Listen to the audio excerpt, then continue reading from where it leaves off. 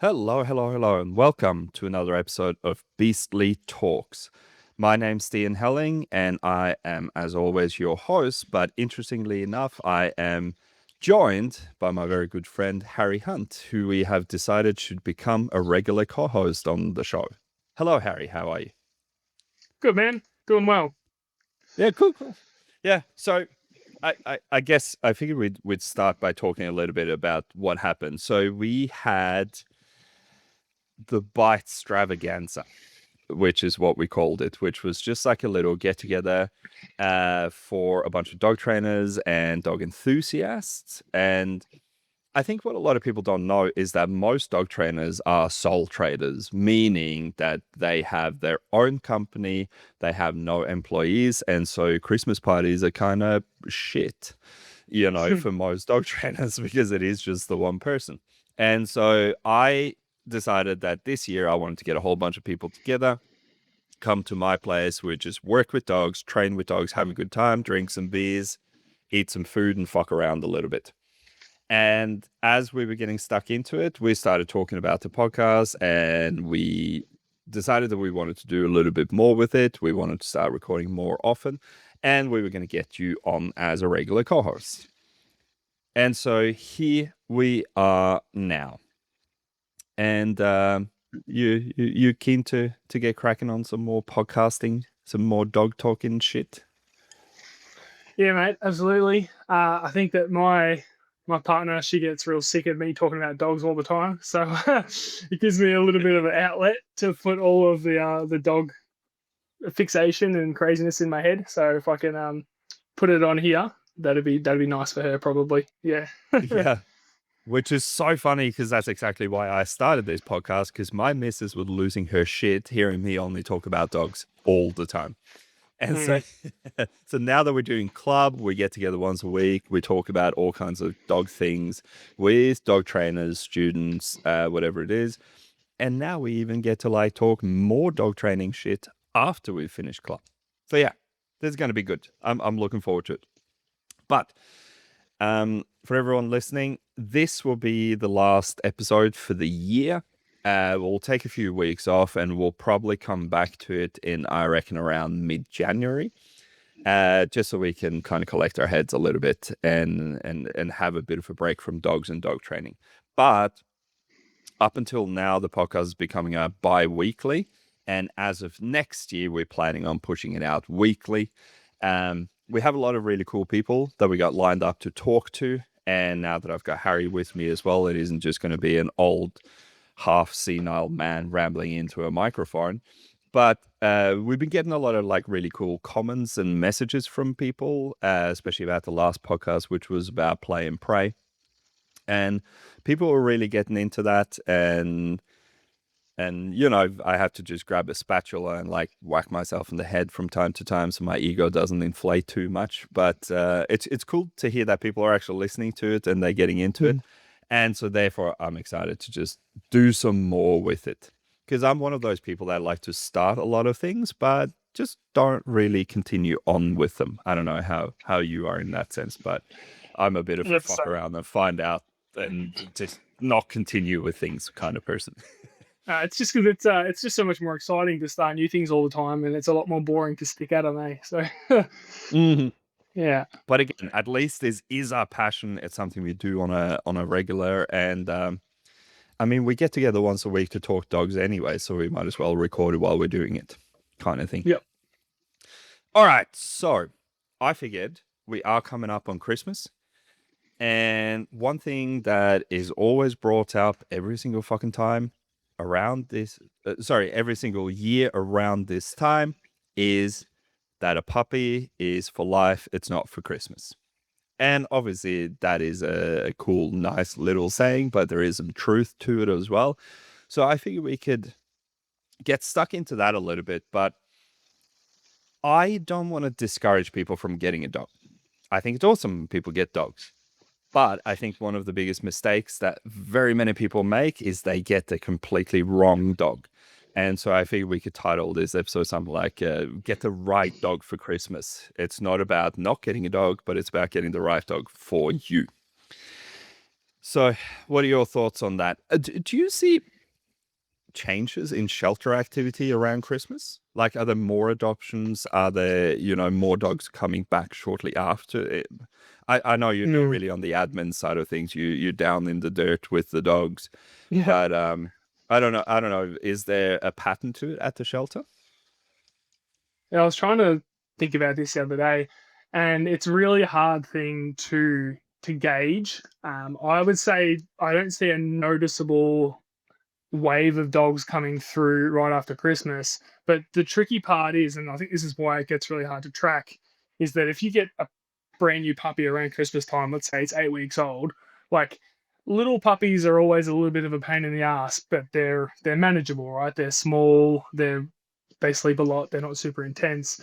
And often where people start having a ton of troubles is when that dog hits that like 9 month age to 2 years and that drive starts coming out. They start in the adolescent phase, pushing boundaries. And so if we're going to see surrenders that are from Christmas gifts, there's potential we may not see them for 9 months to 2 years. And it makes it so varied. There's such a big window there that it's really hard to pinpoint if they've come from a Christmas gift. So I don't really know. Yeah. But I would say in general, I don't think you should be gifting anyone a puppy, to be honest.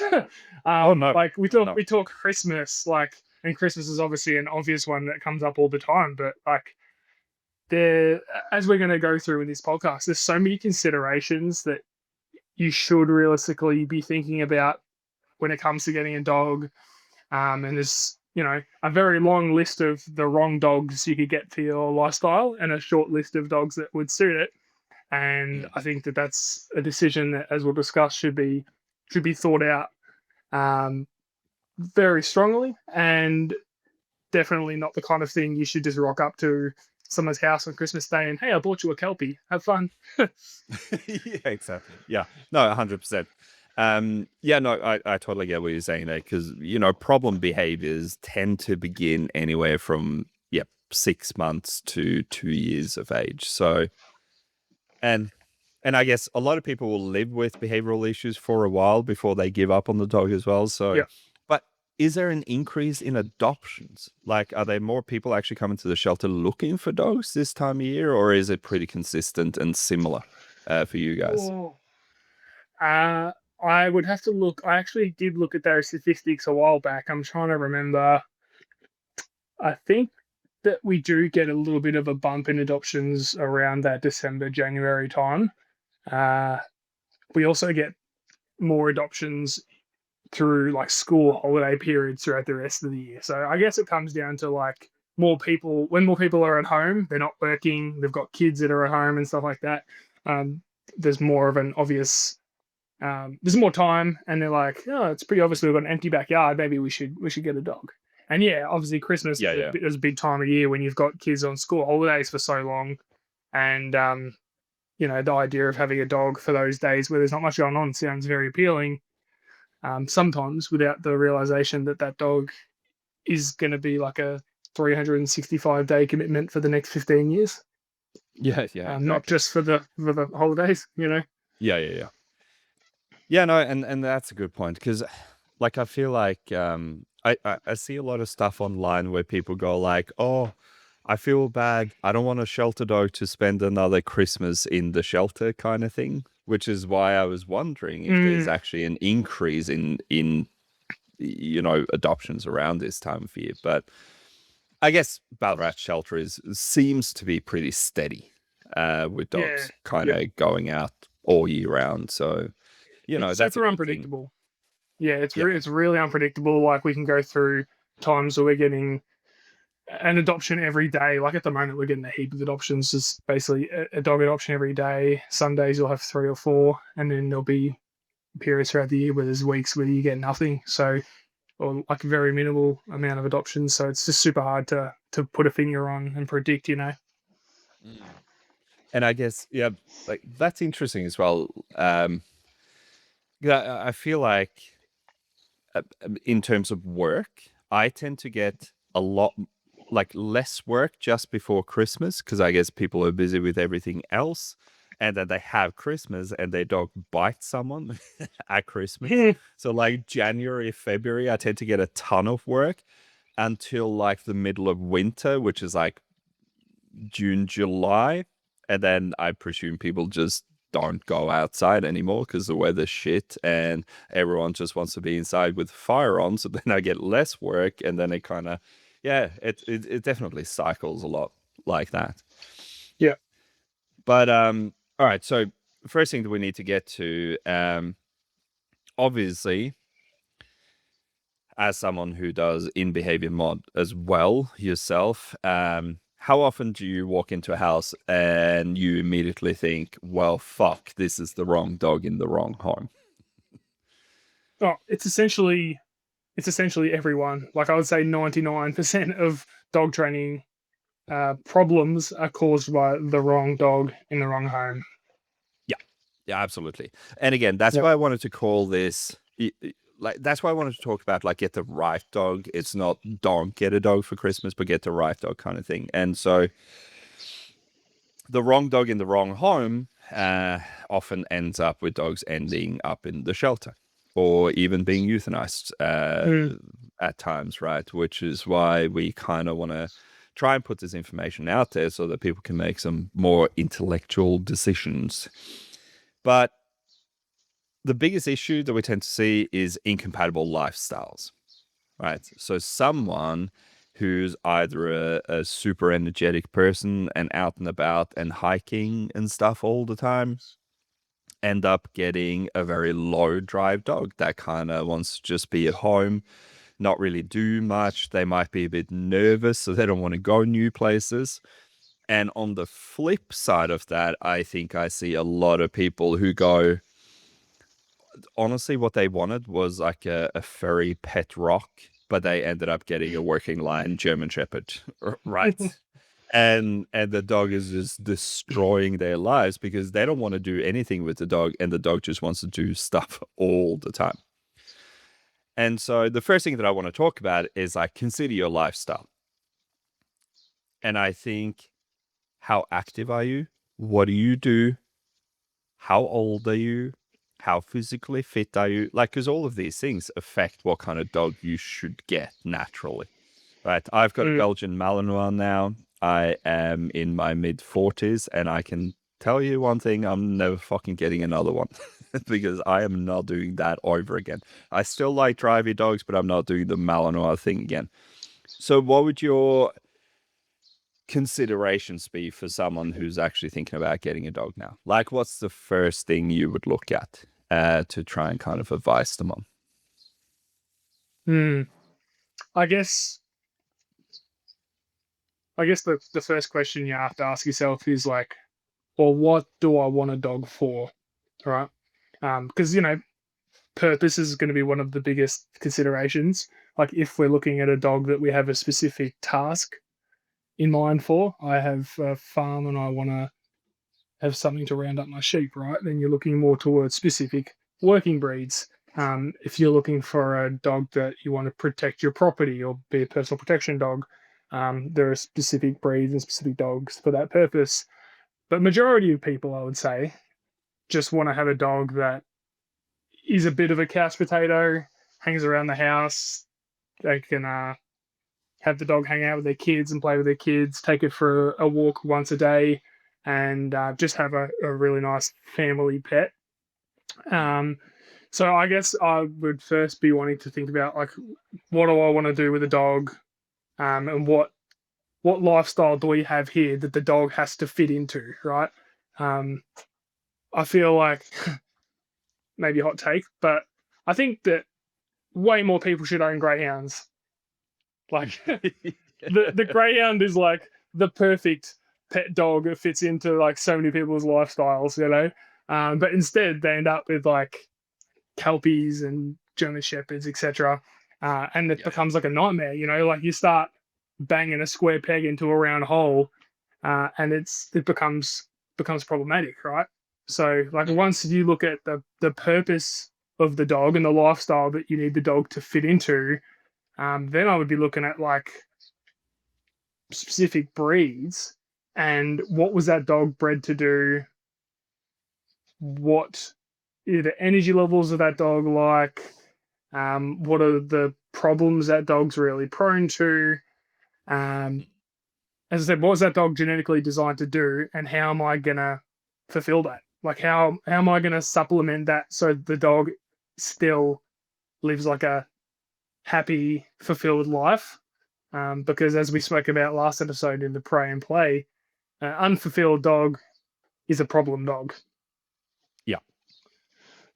Yeah, 100%. And, and you touched on a lot of important things there because, like you said, a dog that has everything that it wants, has its drives fulfilled, has food, feels safe, isn't anxious, they're never going to have a problem, right? They might bark at a car door that slams next door from time to time, but outside of that, they're not really going to have massive behavioral issues in most cases. And I think one thing that I always impress upon people, because I have a lot of people that contact me and go like, "Hey, we want to get a dog. What kind of dog do you think we should have?" And the first thing I ask them is, "What is your lifestyle?" And the second thing I say to them is that what is important to you has to be important to your dog. And I think that's an important consideration that a lot of people forget about. So people have say if people have kids, they go to sports on the weekend, they take them school drops every morning, they do a lot of that. You want a dog that has a keen interest and a good nature towards children, right? Because that is such a big part of your life. You want that to be important for your dog, right? And so if you get a super aloof kind of unsure dog, like a Malinois or a German Shepherd, right? They can be great family dogs, but they tend to be a little bit iffy about outsiders. And so now you end up having a dog that you can't take everywhere because they're like, well, I love my family, but I don't love any other families, right? And so Mm. at that point, you're like, a cavoodle would probably be the better option for you because they're just naturally kind of goofy and they just flop around on the ground and they jump on people. They have behavioral issues as well, like jumping on people and that kind of stuff. But at the end of the day, you're less likely to have severe behavioral issues with a groodle than you're going to have with a working line German Shepherd. Know what I mean? Mm. And especially when it comes to like, and I guess this is the thing as well, like the amount of people that get a German Shepherd and come to me and then they have some behavioral issues and I ask them, why did you get a German Shepherd? And they go, well, I wanted it to protect the family. And you're like, yeah, but you fucking have to train the dog to do that. If not, it's just going to become like this out of control resource guide that hates everyone except you. And so now people can't have people come to their house anymore. They can't celebrate Christmas, right? Because the dog's going to rip someone up. And you're like, it's fine that you want a big, tough looking dog that will protect you. I'm using inverted commas here. But it also has to be a dog that is naturally friendly, especially if you have a big family, if you often have people come around to your house. If you have children, you're going to have children come to the house, right? So you don't want a Great Dane that's like bowling over 10-year-olds. Know what I mean? Like Mm. there are just so many considerations. But the first thing I say to everyone is think about your lifestyle. Are you active? Are you a passive person? Do you work 10 hours a day, 6 days a week? Or do you work 4 hours a day, part time, 3 days a week, right? All of this kind of can affect what would be the right dog for you at the end of the day. Mm. And then it also comes back to like actual physical health. Are you healthy? How big are you? How strong are you? Like again, I'm 6'5" and I weigh 110 kilos. So I can easily work with a 70-kilo dog, right? But when grandma nanny Fenice comes along and she goes like, "Hey, I've got myself an 80-kilo Cairn Corso. I can't walk him anymore." You're like, well, maybe you should have thought about that a little bit sooner. Know what I mean? Mm. So, I want to get into like talking about breeds because this is going to be super important. And I know we talked about this in the past, but there is a specific type of dog that tends to end up in the shelters, and they're like your high arousal, high drive working breeds, right? Now, a lot of people. So, sorry, I had a brain fart there for a second, but obviously we have different breeds of dogs. Everyone knows that. We have, your terriers, your bull breeds, your cattle dogs, retrievers, collies, whatever it is. And a lot of people, I think, pick dogs based on information that they don't have. Such as, I have a friend that has a really awesomely trained Kelpie, so we decided to get one and not do anything with it. Mm. Right, that is a very common thing that I hear. And I presume that would be one of the main reasons why dogs get turned into the shelters as well. Right, the dog is just too much for the person or the family or whatever it may be. Yeah, absolutely. Yeah, I mean, just some pretty basic research can obviously avoid some of these problems. It's quite crazy to me sometimes when I might go out on a jog and someone's got a GSP or a terrier or a dachshund or something, and I'll ask the question. I'm like, "What do you think this dog is, or do you know what this dog is bred for?" And I don't think I've ever gotten like an answer back that's correct. Like pretty much every time they say, "I have no idea," and then you tell them and you explain a little bit like what that breed was bred to do, and you see like the light bulb. It's like, well, that's why he does this and this and this. Like that's why my Kelpie's been chasing bikes every day since we got him. Yeah, Um, exactly. there's a lot of that kind of stuff. Um, so yeah, I don't know, some basic research, but dude, like this is gonna sound really ironic, like if you listen to the first episode with me, because uh, I was this exact person. Like I got the border collie without realizing what a border collie actually is. Like when I got Max, like my information on a border collie was, oh yeah, they're cool to train, like they're smart, they're friendly, and they're good running buddy. Like I'm pretty sure that was it. Like that was all I had in my head. And I was just like, oh yeah, perfect, border collie. That's a sick dog. Like they're such good dogs because you see like a nice border collie every now and again. You're like, oh, how good are they? And then you get one, and then you start dealing with exactly what a real border collie is, especially like one that's come out of working lines. Um, so yeah, I have been there. Um, the only reason now that I have such a strong feeling around breed selection and choosing a dog is because A, I've been there, I've gotten the dog that was way more than I expected, and B, I've worked at the shelter for over 2 years and I've seen this problem over and over and over again with people getting the wrong dog, and it ruins their lives. Uh, and it ruins the dog's lives. When the dog comes to us, like not only has it just lost its whole world, like its family, its home, everything. Um, this dog has had such a crappy set of early life experiences that they're now at such a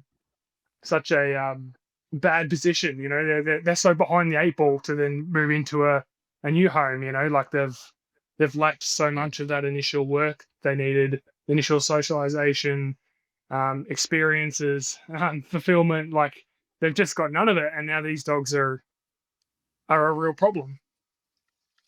Yeah, no, that's actually a really good point because, and I want to do an episode like properly on puppy socialization, early development, and that kind of stuff at some point. But a dog that really misses out on that early development, they miss out, like they miss out for life, right? There is so much that happens in the first 6 months of a puppy's life And anything they list out on that point, a lot of it they won't get it back, right?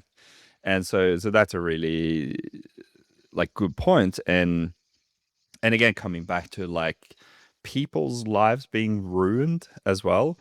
Man, I see that so often. Like the extent of management that some people will go through to keep a dog is borderline insane, right? When you have people who go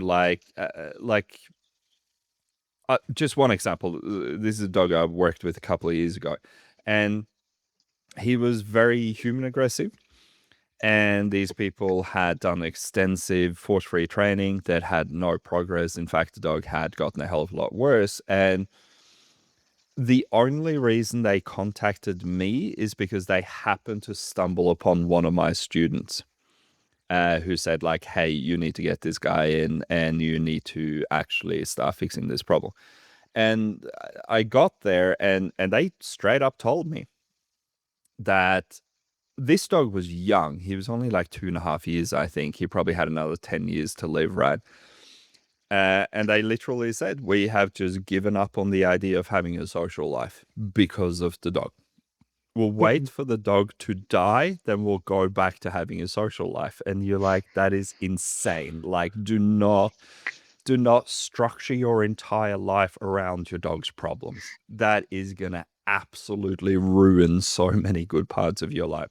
And these people were like, they were probably in their like early 30s as well. So they should be having kids. They're like, but we've just given up on that idea because we have this dog. You're like, no, don't give up on that idea. Like, that's insane, right?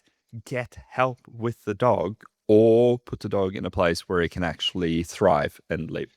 But yeah, it's madness, the amount of things that people will actually do to keep their dogs. And I get it, right? Because we love dogs. That's why we get dogs. But then you get a problem dog, and I reckon a lot of people have Stockholm syndrome with their dogs. They are legit just trapped inside their house with their own dog, and they can't really see past it. So I don't know. Is that something you stumble on from time to time? What's Stockholm syndrome again? So Oh, Stockholm blank. syndrome it is when essentially when someone has kidnapped you and held you hostage for a long time, you end up loving them. Oh I yeah. don't know exactly where the term Stockholm syndrome came from, but it's essentially like you end up loving your captor. Yeah, God. Let me I mean, yeah, actually that's true let me fits, look doesn't it? that up. Yeah, exactly. Let me look that up quickly because now I'm actually curious where that idea came from. Okay, so AI overviews is probably going to be bullshit, but we'll read through it. Stockholm syndrome is a psychological coping mechanism where hostages or abuse victims develop positive feelings, empathy, or even loyalty toward their captors or abusers as a survival strategy, often leading them to defend their abusers or resist rescue. Yeah, Uh, wow. oh yeah, so the origin, it was named after a 1973 bank robbery in Stockholm, Sweden, where hostages bonded with their captors.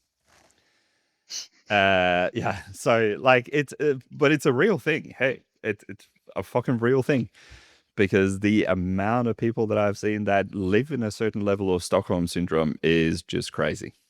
They are like, I love this dog so much. I'm not even going to let family come to my home because he doesn't like it, kind of thing. And that's not how we live a good life with our dog. And that generally means you haven't picked the right dog for you either. Yeah, I mean, I see that with in-home dog fighting cases. Like the first one I ever had, this guy had basically completely separated half his house. He had like baby gates up and everything, and their life literally revolved around like rotating dogs. What you go outside, you go inside and swap around, and it's just like constantly managing these dogs around the house. Like that's, I mean, good on you for being committed, I suppose, but that's pretty rough way to live your life. And that's reducing quality of life for like everyone, humans, dogs, everything, right? Hmm. And look, I want to do an episode on in-home fighting as well because that's probably one of the most complicated like aggression issues you can tackle. But yeah, I've seen the same thing where it's sad watching people just give up. and they just go like, hey, we're just going to give up and we're just going to live our life in management for our dog's entire life. And you're like, hey, if your dog has 10 more years to live, there is bound to be management going wrong. There's bound to be more fights. And you're isolated for 10 years. Like, imagine if you never spoke to anyone for 10 years. Like, you would be very socially challenged, I presume, at Mm. that point. Right. So yeah, no, it's not a good way to live. And look, if you find yourself, this is to the listener, not to Harry, if you find yourself kind of getting trapped by your dog, like, reach out and get help, because in the vast majority of cases, it can be helped. But no, so back to breeds. So I don't really talk about breeds much. I talk about employment. And I'm probably going to have my head chewed off by someone for this, but I kind of categorize dogs a little bit differently from just their breed. I tend to categorize them by what they were bred to do and what their actual employment should be, because that gives you a better indicator. To me, that gives you a better indication of what you actually need to do with the dog and what the dog is capable of, and what would be a really fucking terrible dog for you. Mm. So I've broken it down into these categories, and we can have a chat about the categories. You can disagree with me if you want. But number one's herding dogs. Herding dogs is one of the things that I've done the most of. And so this is obviously Kelpies, Heeler, various different types of collies. Fighting dogs. So fighting dogs are bull breeds. You know, people get really upset when they hear that. But I Mm. also include, terriers into that, because terriers, while they're not really bred to fight animals, they are very much bred to kill little things, right? Hunting dogs, which is your Dachshunds, your Vizslas, your Goldens, your Labs, right? What a lot of people would call gun dogs, I call hunting dogs, right? Mm. Because they're bred to hunt out something, and whether they're bred to point at it or grab it after it's been killed or even kill it, I see them as hunting dogs. Then you have protection dogs, which is obviously your Malinois, your German Shepherds, Dobermans, Rotties, Akitas, Cairn Corso, like, just big, powerful, intimidating dogs that are just meant to keep people the fuck away. Then we have guarding dogs, or guardian dogs, I guess you should say, which are your Maremas, Saplaninax, I've never actually worked out how to say Saplaninac. Sup, Oh yeah, I won't even try. Hey. I don't actually know how to pronounce it, but yeah, that thing. And then Pyrenees, Tibetan Mastiffs, those kind of things. And finally, we have the slightly more open group, which is potatoes. And now I call them potatoes because they are just, like, essentially just things on legs that don't really want to do anything. These are the kind of dogs that you walk around the block once a day, and then they're happy to sleep for the remaining 23 hours on your couch, right? And so this is actually a pretty big group, but I've just picked out a few here. Cavaliers, Maltese, Poms, Frenchies, Greyhounds, which you mentioned before, Bernese Mountain Dogs. Right. These dogs are amazing pets, because Mm. they get to just go and sniff some stuff and maybe run after a ball for 3 seconds, and they go like, all right, cool, I'm ready to go to sleep now. Right. And yeah, another one you could add to that list is like your oodle mixes, cavoodles, Yeah, etc. Kind of thing. a lot of the oodles are good. Now, the oodles can be a bit complicated, in my opinion, because a poodle is a hunting dog. Yes. And depending on what you breed them with, they can become quite complicated and anxious genetically, because they're a conflicting breed, right? So, say if you Mm. have a like Groodles, for example, is a golden retriever poodle. They kind of make sense because they're kind of both in the hunting, retrieving arena of things, right? And so they kind of have a singular purpose mindset where all right, I've got a thing to do, I'm going to go and do it, but they don't have super high drive. right? So they can actually be, like you said, really good like family pets because they're happy to just sleep on the couch. They're friendly with the kids because they've got the golden retriever in them and et cetera, et cetera. But then you have things like bordoodles, which is like a border collie poodle. And so now you have a hunting and a herding breed stuffed together. So you have one breed that wants to run and grab things that are dead, and then you have a thing that wants to run and grab things that are alive. Now that can be quite complicated, and man, a lot like I haven't worked with a lot of board doodles. I'm gonna admit that right off the bat, but the few that I have worked with, they all wanted to go and grab tires on cars that were moving, right? So they Mm, had the exact same issue that most of the herding dogs have, yeah. but even with more intensity because they had the poodle fighting side of things as well. So I guess if you're looking at getting an oodle, like a cavoodle, perfect fucking family dog because it's a cavalier. So you have an oodle that wants to go for a walk, and then you have a cavalier that doesn't want to do anything. And so now you go like, we go for one walk a day. He plays fetch with the kids for 3 seconds, and voila, dog is happy and content for life. Mm, mm, But again, keeping in mind the second you start mixing breeds, you can end up having some behavioral issues simply because of the genetic makeup of the dog as well. So let's not mm. ignore that. Um, but yeah, so what do you think? Herding dogs, fighting dogs, hunting dogs, protection dogs, guarding dogs, and potatoes. That's kind of my general breakdown of dogs. Yeah, yeah. I mean, a lot of your potatoes, like some of them are bred specifically as companion dogs, right? Like that's the Cavalier King Charles is Yeah. realistically bred for being a companion. So you don't have a lot of that drive pointing out in other directions that can become problematic. Maybe a cool little exercise to do is we go through the list and then we list off like the most common problems we see with each category. Mm. Yep. So like Absolutely. herding dogs, for example. And so just before we get stuck into this, what would you say? How much of herding dogs, fighting dogs, and protection dogs end up in the shelter as a percentage compared to other things? Oh well, I presume it would be high. I would say that like 60% of the dogs in the shelter are the fighting dogs, are your staffies, your bully breeds, Yep. pit bulls, and that kind of thing. Not that anyone calls them pit bulls these days. Now everyone calls them American staffies. Yep. So, and then you've got like your herding, hunting, protection dogs that fill up the rest of it, and then there's a very small percentage of the potatoes that come in because their owner dies or they've got health issues or something like that.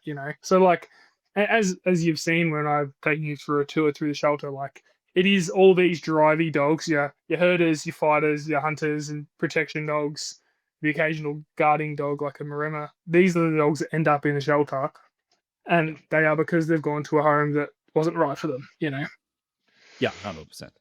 And Yeah. and I guess okay, I feel like we should elaborate on fighting dogs because this is the one that gets everyone's fucking knickers Yeah. tied Right. in a knot. So bull breeds are fighting dogs. And what I mean by that is they were bred specifically to fight another animal. Right. And a lot of people don't get this because they hear the nanny dog myth. They hear all of, the it's all in how you raise them, those kind of things. But, pit bulls, Amstaffs, and even English staffies were bred specifically for dogfight. Mm. They were bred to fight other dogs. That was the purpose of them. For Then you our have your entertainment. for our entertainment, yeah, exactly, because people are fucking assholes, and we, yeah, yeah, for our entertainment. It's actually quite disturbing when you say it that way, but here we Yeah. are. Now, your bull Arabs, for example, like bull Arabs could potentially end up in the hunting dog side of things, but bull Arabs are pigging dogs, same as Catahoulas. So they were bred to run up and latch onto pigs' ears. And we're talking usually feral pigs. and drive them to the ground and hold them down till someone could come and shoot them in the head and kill the pigs, not the dogs. I should specify that. Bulldogs, the reason why they have the massive underbite is because they were meant to run under a bull, spin around, jump up, latch onto their testicles, and bring Yep. them to the ground, right? And so that's what I mean when I say fighting dogs, like an actual breed that was bred to take on another animal of some sort and at the minimum maim it, at the worst kill it. Mm. Right. And the reason why I include terriers in that is because like ratting dogs, they are just absolute monsters. I don't know how many people have seen like a full on like working Jack Russell, but they are absolute monsters. Like they will murder rats in the hundreds an hour, maybe even thousands an hour. I don't know. Like, but they are Yeah, intense and they never quit. They never give up. Right. there's a really cool Facebook page. Oh, I can't remember what it's called, but you basically look up like rating dogs working, like working terriers, and you see these videos of these groups. Like they've got 20 terriers, and their whole job is to literally go around people's properties that have got rat infestations and let the dogs loose, and they just shred everything. And it is wild. Like I remember seeing this video where they've got all the dogs out and there's this like massive it's like an old shed wall that had fallen over, and they essentially get a tractor up to it and they lift it up, and there's just hundreds of rats, and they start running everywhere, and here go all these terriers, and they're ripping in, they grab them, shake them, shred them, throw them to the side, and then grab the next one, and it's just carnage. Like it's very I think impressive to I've seen watch. that video. Yeah, I think I've seen that video actually. But yeah, keep going. It's very very impressive to watch, and is a really great context uh, around why terriers are so difficult to work with sometimes, because they're so independent. Like their job is not to be attached to a handler and look to them for guidance. They're supposed to be away from the handler, smashing and killing everything that moves. Have an extremely high pain tolerance, so they don't feel any pain when they're having animals like fight back, and just to go and go and go. Right. So this is why Yeah. terriers can be so difficult to work with. Like I spoke to you a while back of a terrier I was training, and it was Was quite that the difficult. border Like terrier? quite a yeah, I think it was like a border terrier, and it was one of the trickiest dogs that I've worked with, because this dog is so naturally independent, externally focused, and potentially reasonably under socialized. So when it was to go into like an outdoor environment, it's just like prowling on the hunt the whole time, and then even if you want to use like pressure with the dog, they're designed to have such a high level of pain tolerance that pressure is quite difficult to use as well. So yeah, they're a tricky little dog to work with, that's for sure. Yep. And like Jack Russells in particular, like they are nuclear bombs in like 2 kilo bodies, right? But who are the biggest like group of people that own them? Well, it's pensioners, right? Because the dog is small. And then they go like, "Oh, we have this intense reactivity issue," and I'm like, "Yeah, because he's meant to be out on a farm killing rats, right? We have to Yeah. kind of change how we approach this dog, how we approach their thinking, and how we work with them, right?" And so at the end of the day, I guess the biggest issue 99% of people have with their dogs that come to us for help. I'm not saying 99% of people in general, but people who come to get help with their dogs is they have too much drive for their lifestyle, right? I have, I don't think I have ever in my life had someone come to me and say, like, hey, my dog is too calm for my lifestyle, right? I don't really, yeah, no, legit don't think that's ever happened to me. I don't know if it's happened to No, you, but no, that's not really a thing, eh? no. And again, like, I have met people who wanted a sporting dog and ended up getting a lower drive dog. But Mm. those people get a new dog that has higher drive and they live with both. And then they kind of seek out help when they have issues with the sporting dog. Know what I mean? So at the end of the day, like a dog with low level of drive is usually going to be an excellent companion because they're like, hey, I don't want to be out there biting shit, ripping shit, killing shit, barking and shit, right? I'm happy to just be here, sit on the couch and watch TV with you and get pats from the kids. But drive is the biggest issue that most people have. Would you Mm. agree with that? Yeah, 100%. I mean, if we were to go through these lists and talk about the issues that we see, the most common issues, they're all basically can be summed up to in that dog's head is its ancestors telling it to do this one thing, and for us, it's a real pain in the ass that it does it in our Yeah. lifestyle. Like Yeah. that's what genetics and evolution are. Like when a dog is bred for a specific thing, it's got its ancestors whispering in its ear, "Hey, just chase that bike over there. Do it. Chase it. Yeah. Yeah. Hey, Yeah, hey, exactly. hey, Pitbull, do you want to go fight that dog? You could smash it. Come on, go."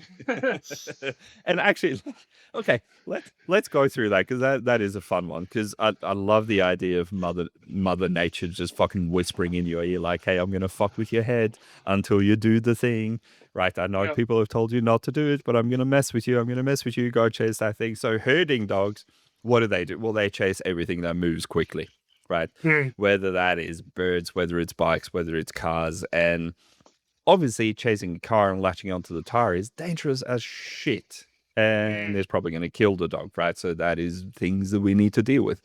um like I said, fighting dogs, it's like, hey, every dog is a potential target to me. I want to go and like bail someone up. And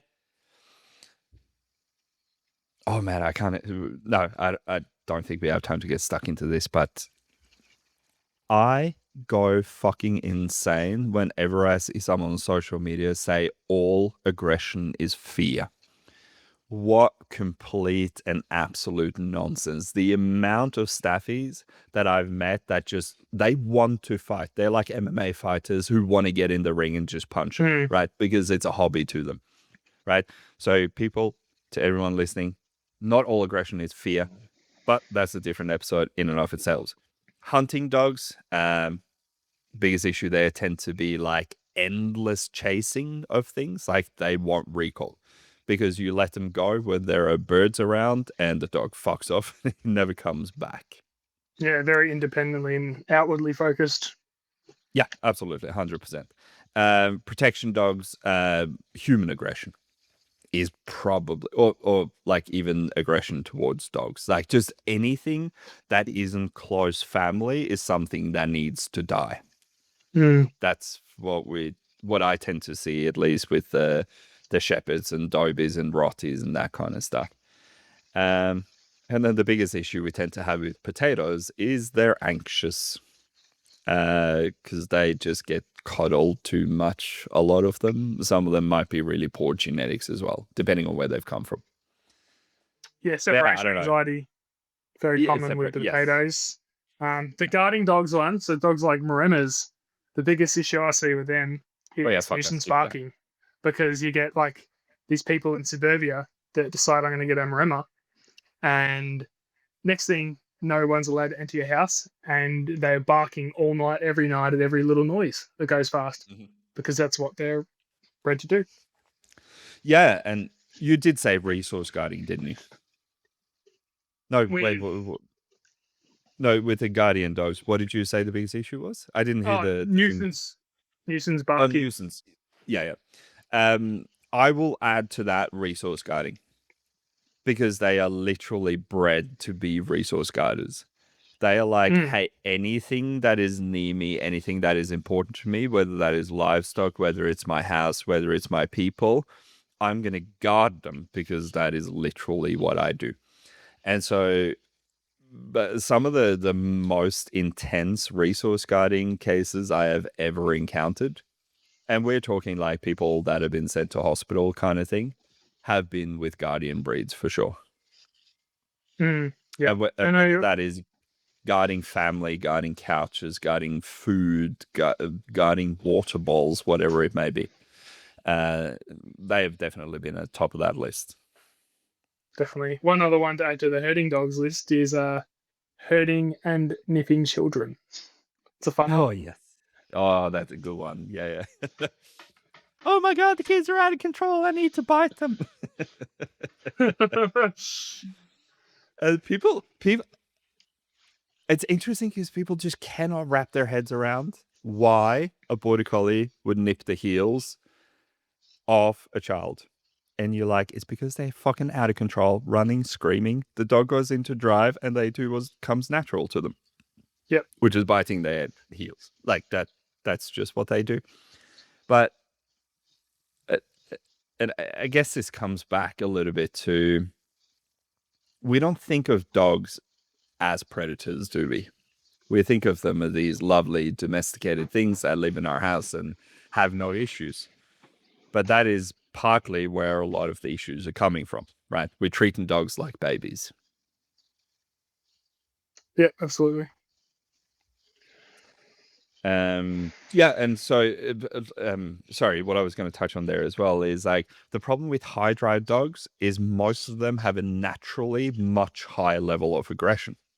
And that's where people end up having problems because they're unaware of how you can steer the aggression, how you control the aggression, and how you can even cap the aggression, right? And in this day and age where everyone's told that if you punish your dog, you're an abusive asshole, right? That's really the only way of putting some brakes on out of control drive and aggression. Unless you have another way that I haven't heard of yet. But pressure and punishment is absolutely necessary for these dogs. I have met several potatoes in my life that have never had to. The biggest punishment they've gotten is being told no. And they've just gone like, all right, cool, I'm not going to press the issue anymore. Whereas when a Kelpie really wants to chase a bike, just saying no is not going to cut it. Yeah, no, that you need to attach some sort of consequence to that 100%. But then, even the thing is, when you've got a dog that is so inclined to do something and you do punish it and you manages to go away, you could bet your money on the fact it will come back one day. Like, it is just a matter of time until that behavior resurfaces before the ancestors' whispers get too loud to ignore anymore. And you need to maintain that boundary. I think this is like a very common thing if you have dogs that are chasing bikes and whatnot, and you want to like cut that behavior out. It's only a matter of time until it pops its head back up again, and you've got to be like, nope, still can't do that. Nah. Yeah. But that brings us to our next point, which is how the hell do we manage these dogs? Now, we talked a lot about this in our previous episode, which was on play and pray. But yeah, playing with these dogs and getting them to actually understand that, hey, you are allowed to bite stuff, you are allowed to chase stuff, but there is rules, boundaries, and control in the crazy that happens in your head is absolutely imperative. And again, that's what leads to biological fulfillment. Again, for everyone listening to this, like we talked for like 2 hours about play and prey drive in the last episode, so go and check that out if you want to learn more about specifics of how to interact with your dog in a playful manner. But yeah, play creates biological fulfillment. Fuck, I've been talking a lot today. And then the last one that we can talk a little bit about, which is mental activation. That's one thing that I feel a lot of people struggle to understand. So most people think that their high drive dog needs to run for hours on end every single day in order to tire them out, in order to make them compliant and relaxed. But as we know, who's someone who works with dogs on a daily basis, physical activation is much less important than mental activation. So what are your thoughts on that? And how do you approach, like with your dogs, mental activation and mental draining? Yeah, so this is probably one of the main things that comes to mind whenever I go and see a new dog for like a consult. I look at the breed and I think, okay, what is this breed bred to do? Um, is there any way that it can do that? Probably not, is the answer most of the time. For your border collie living in suburbia, they're probably not going to have access to sheep, right? So, what's the closest substitute that we can get to herding, chasing, and stalking sheep? And how can I fulfill that, right? So, kind of like we discussed last week or the other week, for a lot of dogs, it's going to be, for a lot of border collies, for example, it's going to be chasing a ball.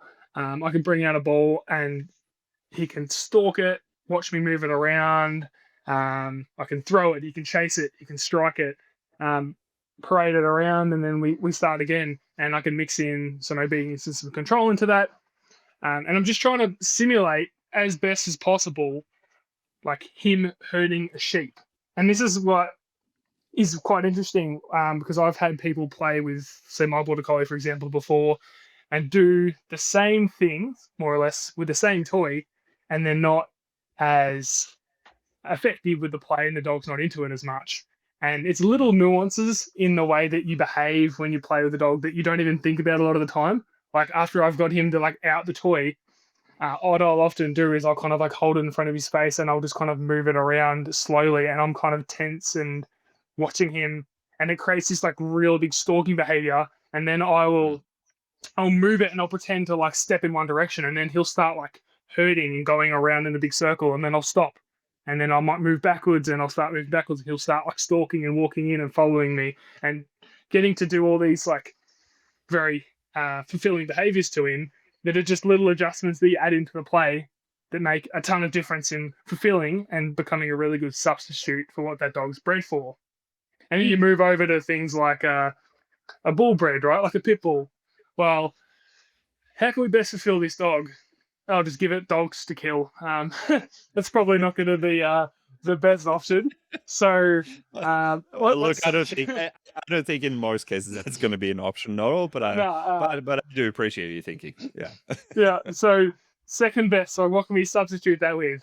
Well, one of those things could be getting a spring pole. So for our bull breeds that, as you said before, love to like hunt and get underneath cows and whatnot and grab their testicles, we can kind of simulate that in certain ways with the spring pole, where we've got like a toy hanging on a spring on a tree, and the dog runs up and jumps up from underneath it and latches onto the toy, a lot like they would latch onto a set of testes, you know? So we can kind of simulate that a little bit. The dog really loves exactly. Yeah.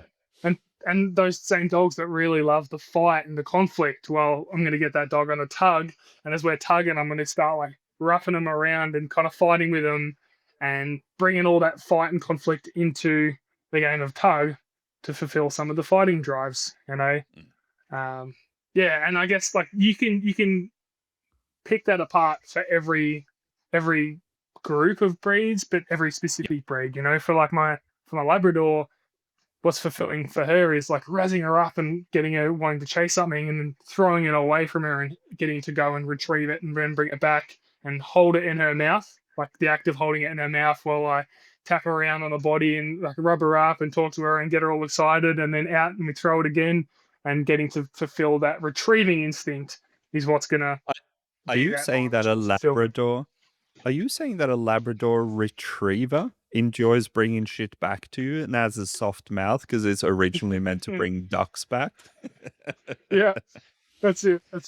But that actually touches on a really good point, though, because I can't tell you how many Labradors I've worked with, and people go like, the biggest issue is the dog's mouthing everything. It's picking up my shoes, it's carrying that around, it's grabbing me by the hand. It's not actually biting me, but it's like grabbing and holding my hand or the kids' hands and dragging them around. And I'm like, yeah, because it's meant to fucking retrieve things.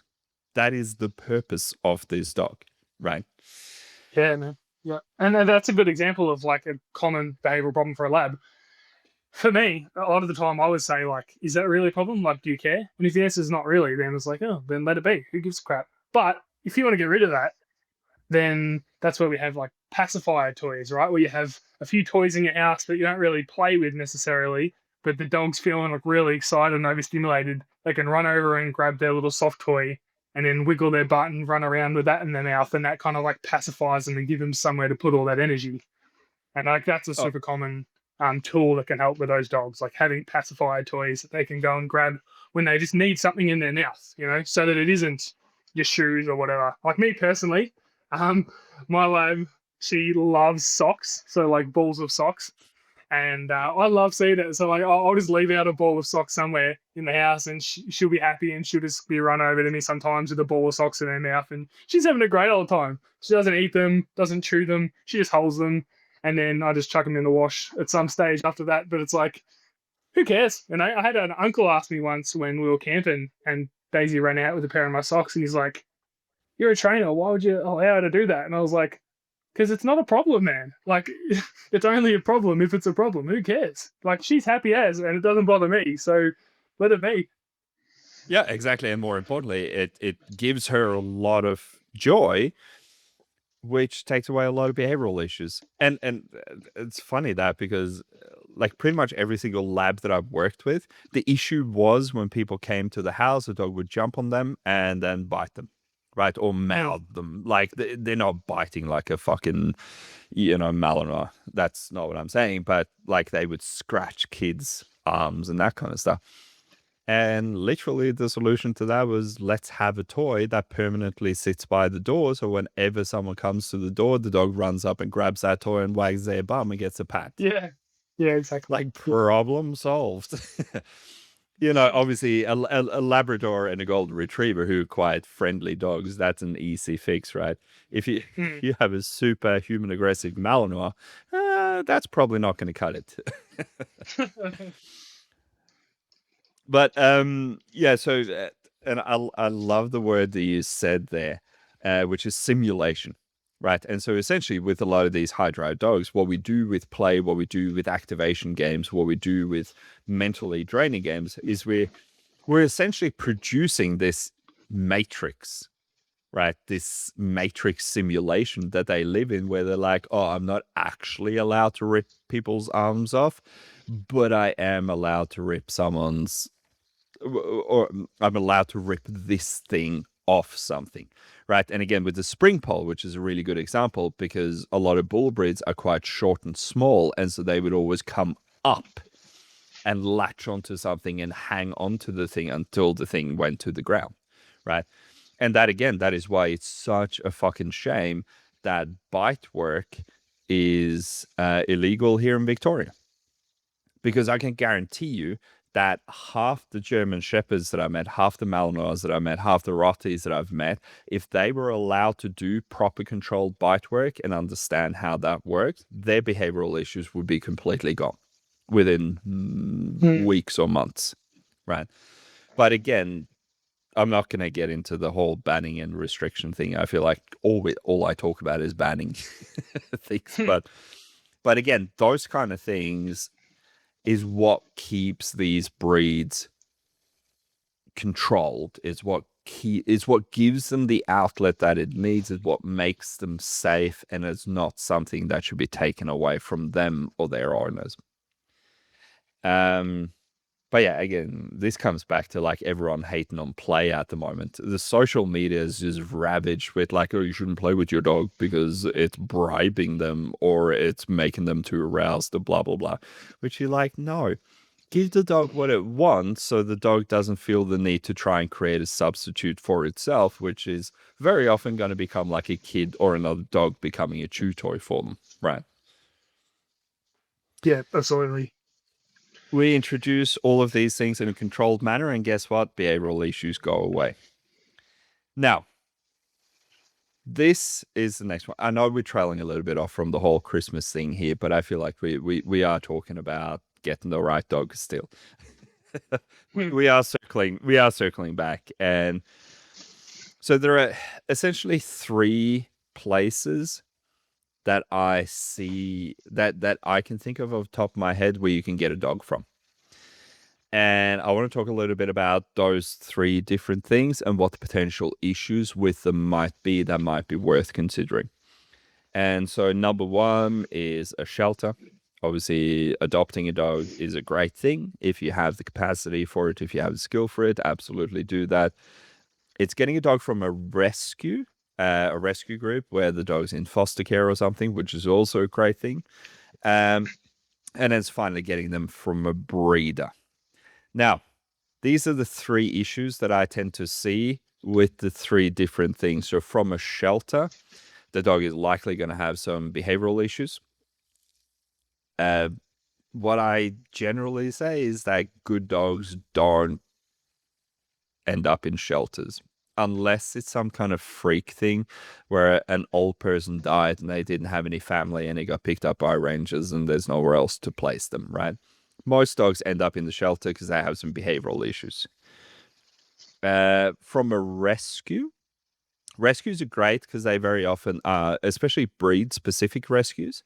They tend to be people who have a really good understanding of the particular type of dog that they have in their care, and they tend to have a lot of volunteers and foster carers. Now, one issue that I tend to see there is that whatever behavioral issues the dog have never comes to surface because these people are too good at actually managing the dog. So whatever aggression issues the dog might have doesn't actually surface until the dog's been rehomed. And then finally, from a breeder, obviously we're not talking backyard breeders because backyard breeders are absolute fucking assholes and they should be put to death. But we're talking like proper registered breeders. You have to deal with puppy issues. That's just it. And puppy issues are the worst. Right. I have talked extensively about this in the past. But yeah, what are your thoughts? Like shelter versus rescue versus breeder? What is the best option for someone? So I think I probably haven't noticed a massive difference between rescue and shelter necessarily, but I don't have a heap of experience with dogs that come from rescue necessarily, like just a lot that come from shelters. And obviously, work in a shelter, I see a lot. But I definitely agree. Like in a shelter, it's a very unideal environment because of how they live and the lack of fulfillment there, the circumstances that got them there, etc.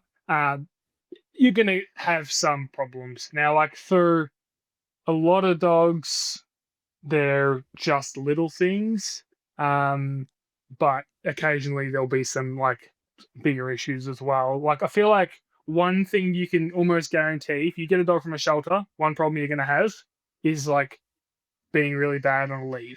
Like that's basically guaranteed. And I say this to people sometimes that adopt dogs from the shelter.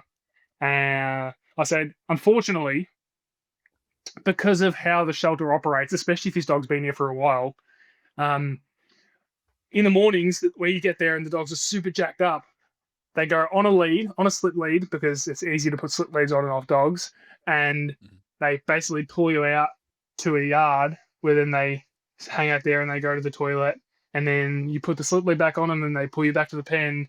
And then maybe when you take them out to like an outdoor run or for a walk, a lot of the time they're pulling you all the way out to there, and then they get to enjoy the time out on the run. They're often, if they're getting walked by volunteers or something, the volunteers aren't doing lead work. They're just like walking them to get the walk done. So they're pulling the whole way around. So you've got like just so much rehearsal of pulling everywhere on a slip lead as well. So it's not like we're just doing it on harnesses and flat collars. Then we can go to a slip and the dog's got a novel bit of equipment on. This is on slip leads. So like the dog has rehearsed pulling and successfully pulled to places where it's then able to like get outside and enjoy itself and had such a strong reinforcement history there. So naturally, you're going to have a big puller. That's just an unfortunate reality. Yeah, and You look, might at the end of the day, just to kind of follow on to that, the absolute worst fucking place to train a dog would be a shelter. yeah, it's horrendous. Yeah. Yeah, right. And This is what I so, went through. Like, yeah, yeah, go. I just say I went through like a phase early on where I was trying to do a ton of training at the shelter, and I almost like somewhat gave up on that. Like I was trying to do traditional training, like food luring and positions and all this different stuff. And I was like, nah, if I'm gonna spend my time, I'm just gonna get dogs out, take them out on like a long lead or a retractable, and I'm gonna play with them and do all the fulfillment stuff and just give them a good time. Because like all the behavioral stuff and teaching a dog to sit and that, um, It's got like very limited return. The dogs are in such a stressful state and they're so jacked up when they get out of their pen that you get much better return on investment for time just getting out and like playing with them and taking them for walks and um, just doing that stuff is what the dog really needs to make their time in the shelter less crap. And then when they get into a home, an owner can easily teach them to sit and drop and walk nicely. Like everything goes out the window when you've got to like when you walk a dog out for a loose lead session and you're doing really good for 10, 15 minutes, and then you walk them back to the shelter and they start hearing 50 dogs going off and they get into such a state of stress that they cannot physically walk on a loose anymore. They're so overwhelmed, and then they pull you all the way back to a pen. It's just there's no real learning there, like you can't make any noticeable difference. So you get a No. dog from a shelter, expect it to pull a lot at the beginning. Yeah, but also, and that's a really good point though. It's one of those things where, like, imagine a kid with ADHD, and it is just fucking spinning on its chair, and you go like, "Hey, sit still, sit still, sit still." All right. Yeah. Chances are that's going to be ineffective learning. Whereas if you let them run around the football field for a bit and kick some things and punch some things and yell at the clouds, suddenly maybe you can go like, hey, actually, maybe you can sit still for 5 minutes now. Right. Yeah. But again, this comes back to, the shelter being the absolute worst learning environment. Now, I just like what you said before. Obviously, I've worked in rescue for a long time, and I've fostered and I've rehomed a lot of dogs, and it is actually interesting because I kind of learned this through the rescue side of things before I became a trainer. Because we would get dogs sent to us, and the dog would be nervous, maybe. Like, we'd bring them in, we'd put them in crates, we'd get everything to simmer down, we'd start taking them out, we'd start doing all things that just felt natural to us. Mm, And then after we've rehomed the dog, we got contacted back 2 weeks later saying the dog has dog aggression issues, it has reactivity issues, has all of these issues that we never saw because we were so experienced with the breed that the problems never came up to the surface. mm, Right now, when I became an actual trainer and I started training for the rescue group that we were with at the time, it was a bit different because I would actively put them in difficult situations to see, hey, do you have this issue? Is this something we need to fix before I can rehome you? And so I mm. think that's one of the things that I hear because I still speak with a lot of people that are in rescue and different rescue groups and that kind of stuff, and they go like, hey, this perfect dog that we adopted out suddenly is aggressive to other dogs. And you're like, yeah, because you were probably too fucking good at managing the problem, so you didn't never actually saw it, right? And Yeah. so that's kind of the issue that I like. That's how I separate between the shelter and the rescue side of things, because the rescue dogs have usually been in foster care with super experienced people, and the problem may never really have a reason. Whereas if you have a very dog reactive dog in a shelter, you're going to see that pretty quickly. Yeah, absolutely. And like, I don't think that should necessarily discourage anyone from considering rescues or shelters because they potentially come with some baggage. Because there are some like really nice dogs at a shelter. Like, um, a lot of them are there, as we said, wrong dog, wrong home, and you may just be the right home for that dog. If you've got a little bit of space for the herding dog to run around, and you've got some sheep to work, or you've got some livestock for the maremma to protect, or um, you're just willing to put in the time to fulfill these dogs. Like that dog can come into your home naturally when it comes into a new environment. You're basically like doing a reset, right? So you get the opportunity to set the ground rules and the expectations of that dog from the get go, and you can minimize problems. Like so, you can get a lot of nice dogs. You also occasionally will get like what I call like a unicorn dog that is just an ally that comes into the shelter and they're just perfect and they've got 100 people trying to adopt them kind of thing. Mm, yeah. So you get those as well. But there are some really nice dogs at the shelter that sometimes just need to be given a good chance. Like we've discussed like dogs having problems and ending up in shelters, but there's also a lot of cases of people doing the wrong thing by dogs.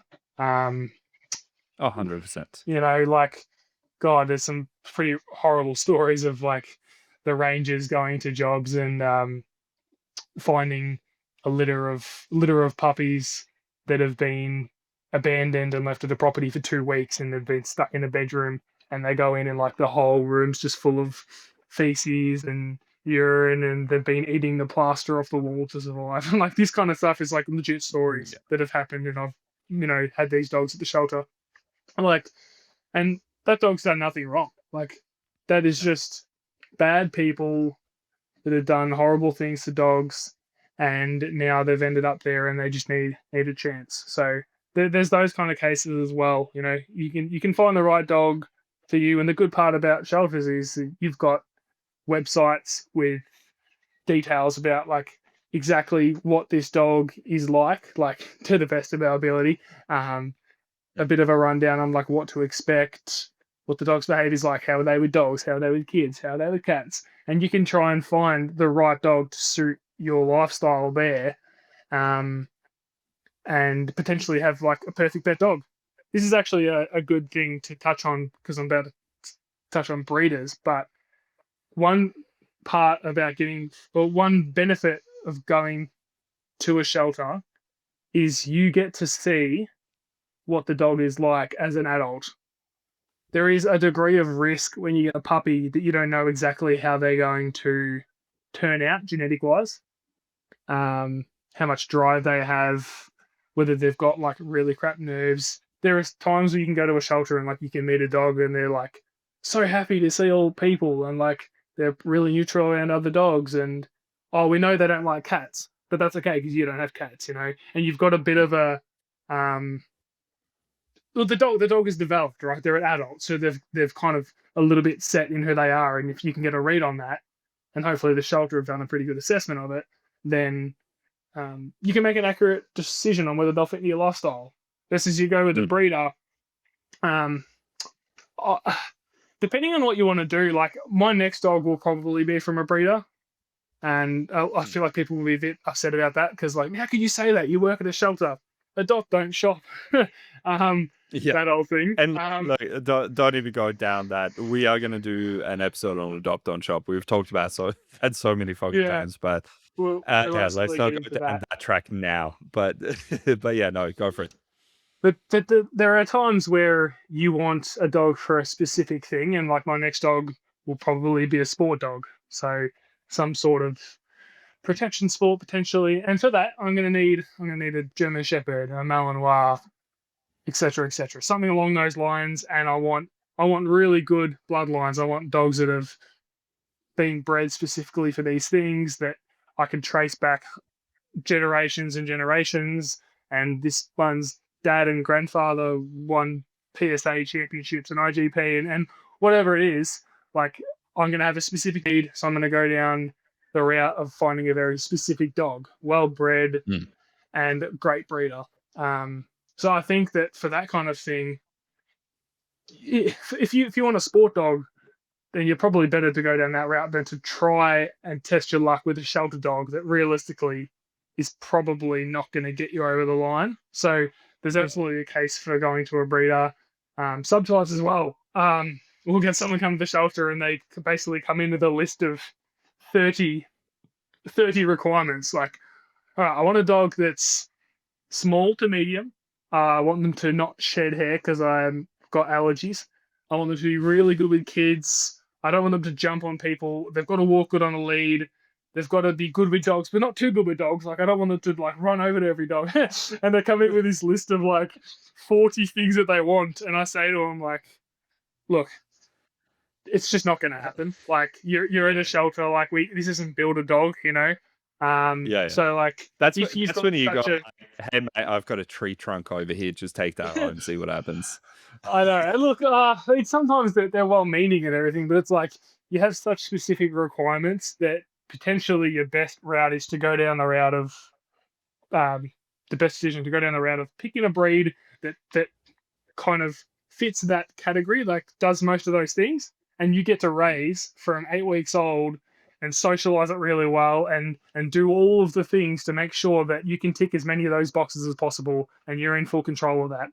And sometimes that's a good argument as well why you should go to a breeder, because you can you can socialize that dog really well around horses if it needs to be. If it's got to go on the train with you, like you can get it used to going on trains when it's really young, Mm. in that socialization period. You have the opportunity to really shape that dog into what you need it to be. So that's another really, a really like good potential reason why you might choose to go with a breeder over a rescue or a shelter. Yeah, 100%. What do you think about that? And yeah, no, 100%. I couldn't agree more. And like what you were saying at the start, like I'm not discouraging people from going to the shelter, from adopting a dog, or from going to a rescue and adopting a dog. It's not about that. It's just kind of trying to open people's minds to like what is the right dog for us and where do we get that right dog from. Because like there are a lot of dogs in the shelter who unfairly end up there, right? We know this, dogs that are just super drivey and the person just doesn't have the time or the energy or the skill to work with them, but in skilled hand, whatever issues that dog has, whether that's some reactivity issues towards other dogs or whatever, it can usually be fixed in a month, right? Mm. By someone actually knowing what they're doing.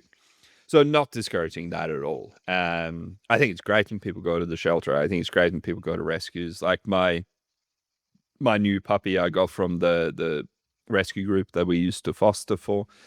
Because I was thinking about like, oh, I'll get like a purpose-bred German Shepherd, blah blah blah, and then I looked online, and fucking every trainer on the planet has one of them. So I'm like, how about we get a wild card, Kelpie puppy, and see what happens, what we can bring out of him, what we can raise him to do, kind of thing.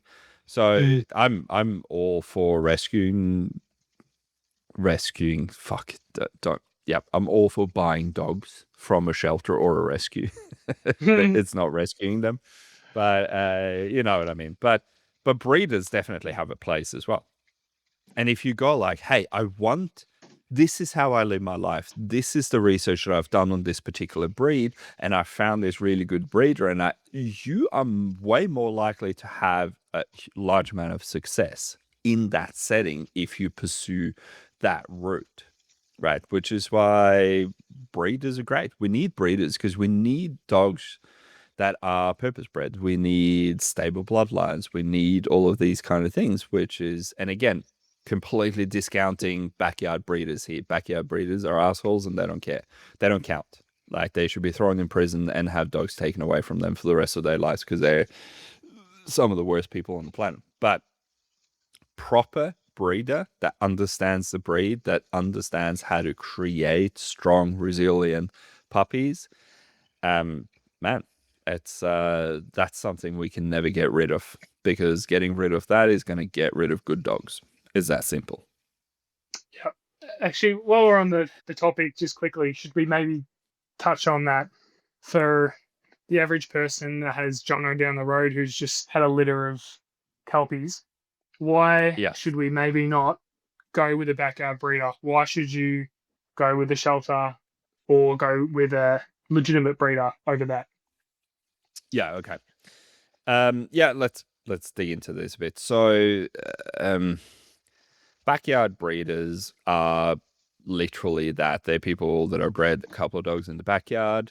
Very often, we don't know where the dogs are coming from. We like I've met a lot of people that have bred their dogs, like done backyard breeding themselves, and they're like, "Oh, we just love the dogs so much," and they're some of the most aggressive dogs I've met on the planet.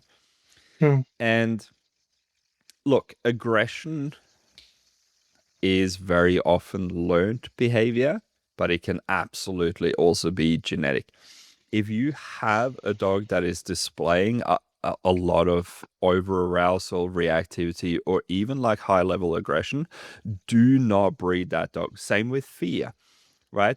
I have met 12-week-old puppies that are scared of everything, and you like nothing bad's ever happened to them. And you're like, that means you probably have a poor genetic makeup and you're Mm. unlikely to succeed properly at life for the rest of your life.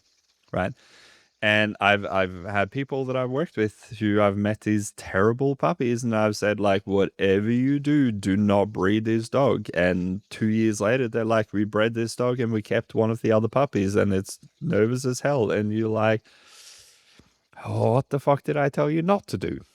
Right? There's Yeah. a reason for that. And at the end of the day, sure, a lot of behavior is learned, but what we have to understand, and this actually spins around really well to this conversation, at the end of the day, genetics make up the dog. We can do so much with training. We can teach the dog things. We can increase drive. We can cap drive. We can teach them to control arousal. We can build a confidence. We can socialize. And we can do all of this. But at the end of the day, genetics make up the dog. What I always say to people is, like, I can do so much with training, but the one thing I cannot do is change the dog's DNA. Mm. Right. And that is important to understand. And that is exactly why we should not buy dogs of Gumtree. If you're listening outside of Australia, Gumtree is like a website where everyone sells everything, no restrictions. And there's a lot of puppies up there. This is why you shouldn't go to Jono around the corner who just had a dog jump the fence and hump his bitch. This is why we shouldn't be supporting those things. Look, Yeah. accidental litters are always going to happen, and those puppies need a place to stay, but don't encourage backyard breeders by paying them good money for putting two shitty dogs together. That would Yeah. be my final say on it. I think that there's a few like massive differences between backyard breeders and really good breeders that come to mind for me. One of them is going to be motivational, right? A really good breeder breeds for the love of the breed, um, to continue good bloodlines, because they want to create really good, stable dogs for people. Really good breeders will often breed with a wait list of people, so people will already have committed to buying a puppy, versus your average backyard breeder that will just have a litter of puppies and then put them on Gumtree for $800, right? Or five To hundred make some dollars cash, each. yeah. So they the sale, like the how they home the puppies, is often an afterthought. So we deal with puppies now. We're just going to have to like deal with them. They're winging it, you're right. Often a big motivation for people that want to breed intentionally as backyard breeders is like, oh mate, if we had 10 puppies, $800 each, that's $8,000. Like, can you believe that? Easy money. Like I've heard that many times from people. Yeah. It's mind blowing because they don't do the right thing by the puppies. So a really good breeder will have the mum and dad dog will be health checked. They'll be stable dogs. They'll have good confidence. Like they will go through a selection process to select the perfect dogs. Well, breeding's always a little bit of a gamble, but the best guess at the perfect dogs for what they're trying to do. Then when the puppies come out, they'll be fed all the right food. They'll get all the right nutrition. They'll get the vet checks, vaccinations. They're bred with source numbers and they're registered. They're microchipped. They get their flea and worm. Like these puppies are really well cared for, versus your backyard breeders that are just kind of winging it. Like how many puppies do you see on Gumtree all the time that don't even have microchips, don't have vaccinations? Like these basic things that are legal requirements as well. Like you cannot sell a dog without a microchip. You cannot sell a dog without a source number. Um, so these people aren't doing like the bare minimum required. And then you look at down to the micro things. Well, the actually aren't micro, but like how is the whelping boxes set up? Like, is this a good environment for the dog to be raised in? Like, do you have people there always looking after the puppies, helping clean them, look after the mum, make sure she's doing all right? Like, are these puppies being exposed to novel stimulus from like a young age, like pans being dropped around them, bowls, are they getting to climb over different surfaces, go out onto grass? Like the socialization period starts much before we pick up a puppy at 8 weeks old. So these really good breeders are doing so much. A lot of breeders will have dogs crate trained. Like a really good breeders will have dogs crate trained, ready to go. They're used to sleeping in a crate, so when they go into the home, it's such an easy transition. Here's actually another really big thing. A really good breeder will always take back the dog. Yes. Now, this is a really fucking big thing. I can't remember who said it. It might have been my NDTF teacher, Bob, because he was a Shar-Pei breeder. And he said a good breeder will always take back every puppy that has ever been born from their litter, from its dogs. And they should be willing and prepared to take them back. So think about that. Like if you have a litter of 10 dogs, are you going to be able to facilitate, a couple of those dogs coming back? Like, can you handle having those dogs for 3 or 4 months, for a couple of weeks, whatever it is, where you try and find them a new home? Like, what if you can't find them a new home? Are you willing to keep that dog, to care for it, to socialize it, to do all the right things? Like, you have such a responsibility, and we see this all the time at the shelter. Someone will have gotten a puppy, and they try to get back in touch with the breeder, and they're ghosted because they don't care. Like, this is super common on Gumtree because you can just delete chats and block someone, and then they've got no way of getting in contact with you because it's all on the Gumtree messaging service. So there's no phone numbers, there's no emails, there's nothing. Like, so here's your $800, here's your puppy, bye bye, good luck. And you don't know. Gone forever. Yeah, exactly. And you don't know the dog that they're bred from, the mum and the dad, well, they've both got horrible dog aggression issues. So then when your dog starts displaying dog aggression at 10 weeks old, and it's like a real problem already, you're like, shit, I've got to talk to my breeder, and they're gone, and they don't want to have anything to do with you. Like, because they just done it for quick cash, So this, backyard breeders, it's very, very frustrating to think about, going down a rabbit hole. They're the fucking worst of the worst. And again, I can't remember where I heard this. I may have heard it on the Canine Paradigm, but essentially, a good breeder will try to breed the perfect dog for themselves. That's it. Like they're trying to get like, hey, this is exactly what I want. This is the level of drive I want. This is the confidence I want. This is the physical stature that I want. And I'm going to create the perfect dog for myself. Right? That's what a good breeder does.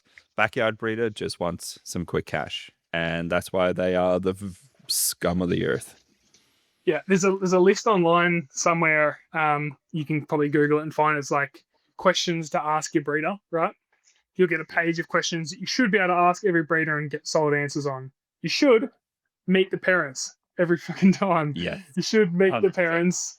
And if you get there and the parents are trying to eat you, then that's a red flag. All right. Yep. Okay. And a good breeder should ask you a ton of questions. Like, that's another big red flag. If you've got a breeder that's just like wants to do the transaction and asks you very simple stuff, like, a good breeder should have a list of questions for you and be willing to answer a list of questions back. And if they get offended when you're asking them like a couple of questions, red flag. Like, there's a lot of red flags to look out for with breeders. Yeah, absolutely.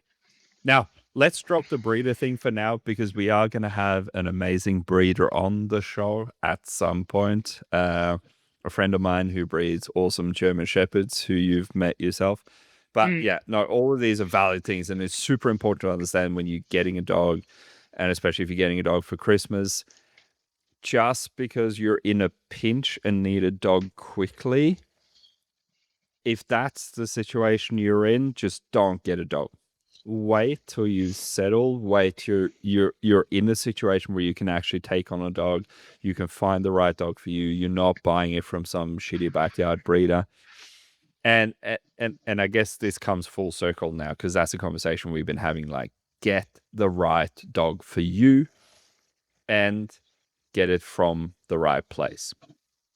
I guess that's what we're trying to say. That's what this hour and a Mm. half chat has now been about, right? But yeah, the perfect dog is out there for everyone, but sometimes you have to go looking. Don't try to rush getting a dog. The reason why I'm a dog trainer is because I rushed getting a dog because I just wanted a puppy in my house as quickly as possible. And that dog had so many aggression issues. I ended up becoming a full-time trainer, and that's why I'm now having a dog training podcast where I'm talking to another trainer who had a difficult dog. As the point we're trying to drive home here is don't be a fucking idiot. Take your time. A dog is a lifetime commitment, or it should be. Now, we understand that circumstances change. People get sick, things happen, and we have to rehome our dog. But that should not be the norm, and it shouldn't be a quick, easy fix. I guess that's what I wanted to say with this episode. Do you have any Yeah. closing thoughts on this? Just when you said then, like, if you find yourself in a position where you need a dog, firstly, it's like, well, why? But anyway, if you do, foster. Go to a rescue group, go to a shelter, and say, hey, I don't have any dogs at home. I've got a good backyard and whatnot, and I want to look after a dog. Can I foster a dog for you? And you can generally take your pick to a degree and just take it home. It doesn't have to be a behavioral dog. Like, yeah, it would be nice to get dogs out that are really dog reactive, and we're trying to work on improving that. But also, like, any dog that gets out of the shelter is a win on our books. So shelters want them out. Rescues need places to put dogs because they often don't have facilities to house them. They rely on foster carers. So just foster a dog for a while. Think of it as try before you buy if you really must. Like, you can foster a dog and then foster fail and then just adopt it. Like, use that if you want. Like, if you don't want to commit to a dog, you've got a 6-month window where you're not working because you're on workers' comp and you want to look after a dog, foster. You don't need to get one. Yeah. So, yeah. No, I think that's probably the perfect place to leave it because I couldn't agree more. There, and this also goes to like people that have this romanticized idea around a particular breed. They're like, hey, I met my friend's German Shepherd and he was fucking amazing, and I'm going to get a German Shepherd. Maybe try and foster one first, see how that goes, because if that ruins your life, I guarantee you getting one full time is also going to ruin your life. Know what I mean? Like, maybe you needed a potato and not a working line German Shepherd. But yeah, no, I think that's a fantastic place to end it. What do you reckon? Yeah, man, absolutely. That looks good. Beautiful. All right, cool. So to everyone, thank you so much for joining us for another episode of Beastly Talks. And like I said, Christmas is coming up. This will be the last episode for the year. Hopefully this has given you some good, clear information to think about when it comes to actually getting a new dog, and especially if that is a dog for Christmas. Don't get me wrong, we are absolutely not against people getting dogs for Christmas. We just want it to be done right so that less of them come back or end up having behavioral issues. But Ian, thank you so much for joining us. Now go train your dogs if you have one. Goodbye. Thank you for tuning in to another episode of Beastly Talks. I hope you found it interesting and that you'll join me for the next one as well. If you like this podcast, please take a moment to rate and review it so that more people can hear about it. Or if you think this particular episode would benefit a family member, friend or colleague, be sure to share it with them directly. You can follow me on social media at Viking Dog Trainer on Facebook, Instagram and YouTube. Thank you for your support and keep training your dog.